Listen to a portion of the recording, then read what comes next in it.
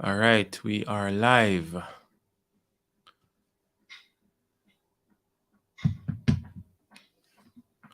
So, a lot is going on in Jamaica currently. Sometimes, with all the news bombarding us on a daily basis, we literally have to run to stand still. It's crazy. There is no break. There is always something going on, and the news just keeps pumping them out daily. Jamaica is never a dull moment. I was told once that Jamaica is God's favorite channel, and I'm starting to believe it. So, is everybody doing? I trust that you all out there watching is doing well. Yeah. So, I just come on here to share my views and our thoughts on some of the things taking place in this land we love called Jamaica. Chief among them, of course, is the politicians' pay hike. Do they deserve it? It's a conversation that's been had. There are varying views and opinion on the matter. Some are of the view and are of the opinion that no, they don't deserve it because we are not seeing the fruits of their labor. The Prime Minister recently stated that we get what we pay for. So therefore, the work or lack thereof was in relation to the fact that these ministers were not being paid. So you get what you pay for. Never mind the fact that most of them, if not all of them, claimed that they wanted to become politicians to serve, in service of their fellow men and women of the country.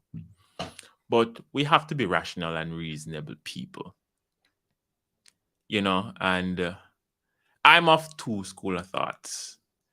I personally believe that our political representative, our political tribe should indeed be paid well. And I don't think that has ever been the argument that our politicians must not be paid. We can have members of parliament who are managing $1 trillion, $1 million operation being paid peanuts. You pay peanuts, you get monkeys. And that's the truth of the reality. Um, do I think what they are being paid now is reasonable, fair, and or equitable? No, I don't think so. I mean, I know that they should be paid well, but the amount compared to what was given to the public sector is, and I'm going to say it because it's the truth, it's vulgar. It's vulgar, but at the same time, I understand the principle. All right. So let's look at this from an objective standpoint. Again, I'm of the firm belief that like the prime minister said, if you want good people to be representative of your constituency and so on, you have to pay them well. And I firmly and strongly believe that most of our MPs, most of our members of parliament were not being paid well. You can't have people where run a constituency paying them, let's say, $4 million at best. No, that is that is in my mind calling for trouble, because here it is, and I stand corrected, that each member of parliament has a constituency fund of around $20 million for the year. They get they projects are given and are supposedly granted through them. And when these people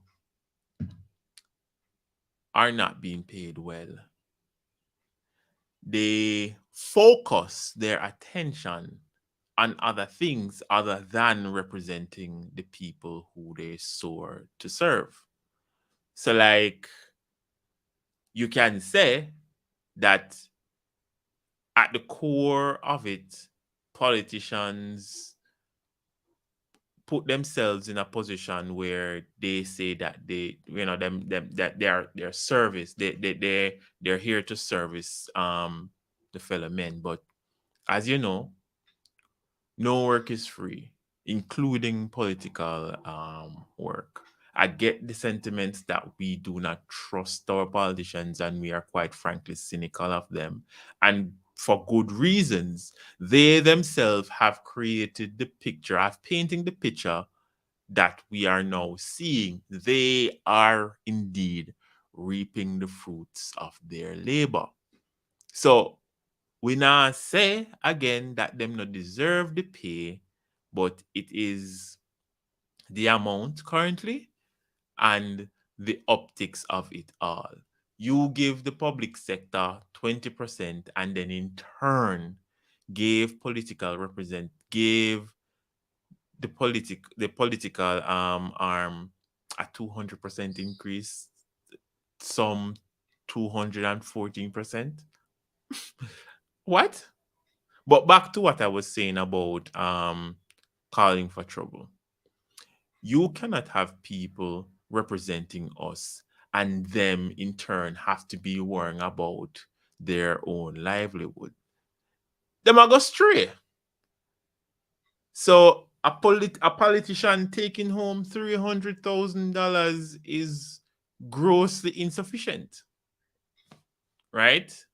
And yes, again, I am of the firm belief that in order for us to pay them well, then we should see what they are doing. And for the most part, where I live, in fact, I don't see any signs of political representation here. We vote these people in, and then they say, "One bang, thank you, ma'am. See you in a couple of years. See you in 5 years' time for you to do the same." The perks of politics is great. And that's just the reality of the situation. They are indeed, they are approached to do X, Y, and Z under the table. They won't tell you about these things, but we know that it exists. So take it out of, take that particular aspect of it, that problem away, and let us focus on the work, the roles and responsibilities, and the accountability factor. So again, I am of the firm belief that the politicians should be paid well. Well is subjective, and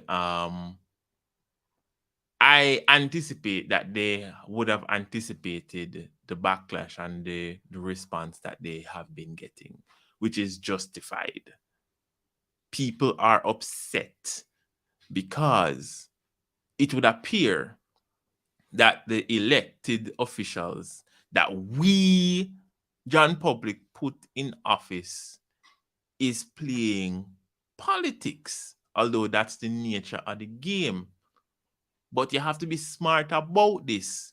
You cannot give the public servants peanuts and in turn want the public sector to say thank you for appreciating us, thank you for giving us this meek sum, and then in turn give yourself a whopping, in some instances, 300%.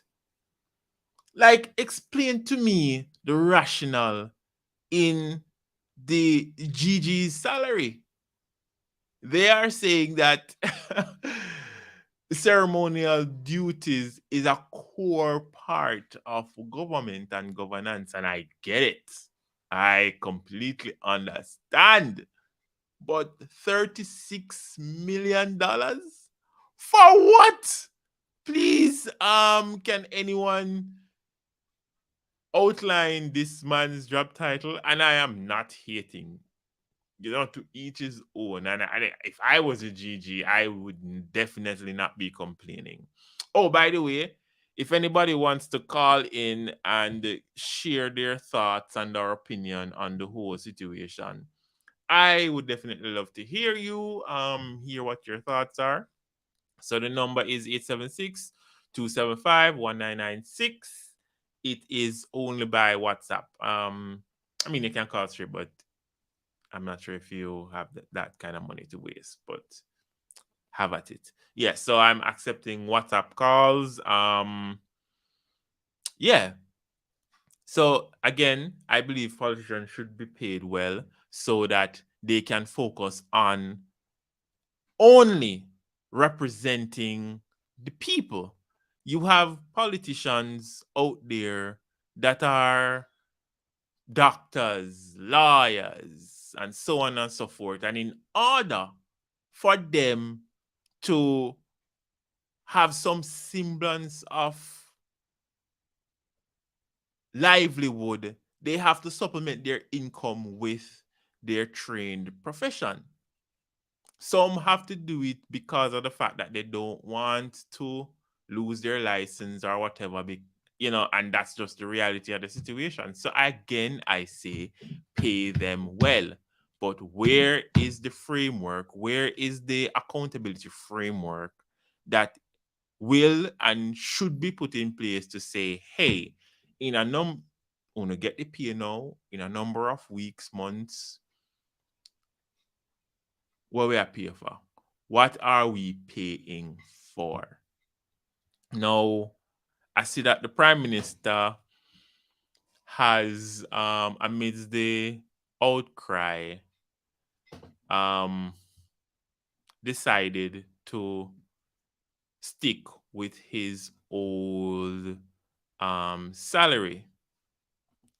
Some would argue that he's trying to one up Mark, who has decided that he will only keep 20% of his new compensation package. Now, I don't know if that will stuck or stick with the people, but people are not buying it. People are rightly upset. People are rightly outraged. I see that they had a protest out by not Emancipation Park, the other park, yesterday. People are riled up about these things. And I was reading an article just now that they have been considering rolling back the compensation package. Is it a little too late? Maybe. But I see that Prime Minister Andrew Holness is trying to appease the crowd by saying, hey, as I hear you, and this is what I'm going to do for you. I am not going to benefit from the new compensation package. For how long? Nobody knows. But he's not taking it. And I was told that's the problem with even our secretary, even some aspects of governance. Like, for example, our permanent secretary and even some public sector workers, they will tell you that their salary is X, Y, and Z, which would in turn make you feel like, say, oh, wow, that's not a lot of money amidst the whole inflation, which has gone up by what, 40% or 23%, one of them numbers there. So the permanent secretary and some public sector workers will tell you that they're working X, Y, and Z, and you will think that this salary is, you can't live on that. But some of them fail to tell you that there are perks, that there are allowances that is attached to their salary. Some of them not taxed. So they won't tell you that.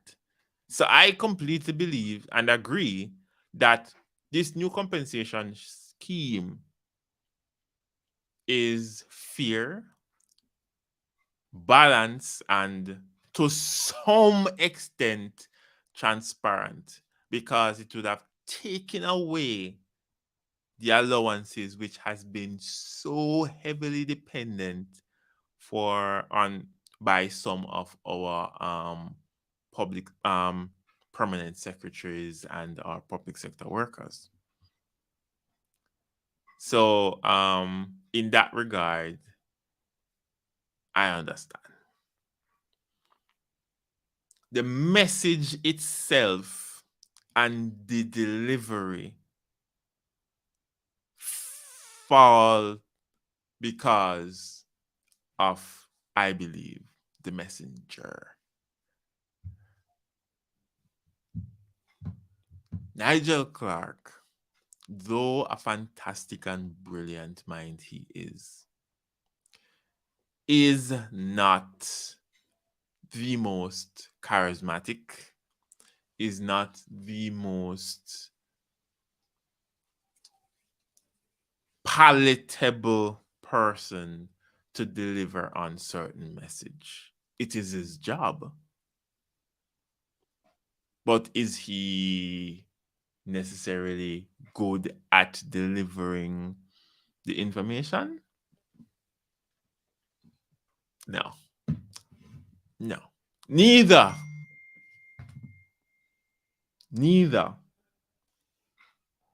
is Robert Nesta Morgan. I don't think that young man is a good representative in terms of speaking to the public. He exudes, in my opinion, great arrogance. And people see the microaggression. People are not fooled by it. And we, as Jamaicans, I believe, are turned off by microaggression and arrogance. So again, I asked you, my fellow people, do these politicians deserve the money? Is the backlash that they are getting now fair?